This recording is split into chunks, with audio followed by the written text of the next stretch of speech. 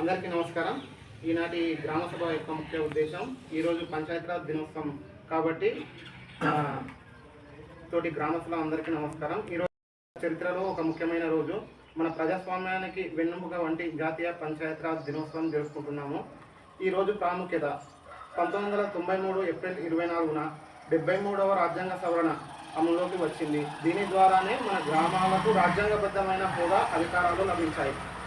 మహాత్మా గాంధీ గారు కలలు కన్న గ్రామ స్వరాజ్యం సహకారం కావడానికి ఇది తొలి అడుగు. పంచాయతీరాజ్ మన బలం. ఒక దేశం అభివృద్ధి చెందాలంటే మొదట ఆ దేశంలోని గ్రామాల అభివృద్ధి చెందాలి. పంచాయతీరాజ్ వ్యవస్థ ద్వారానే అధికారిక వికేంద్రీకరణ.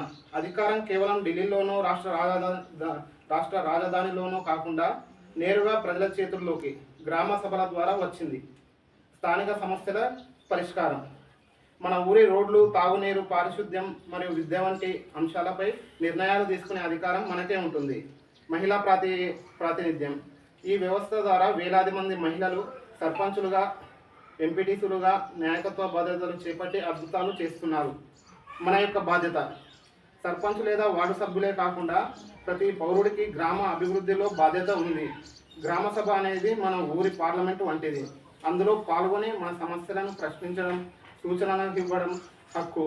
గ్రామాలే దేశానికి పట్టుకొమ్మలు అని మహాత్మా గాంధీ అన్నారు. ఇంతటితో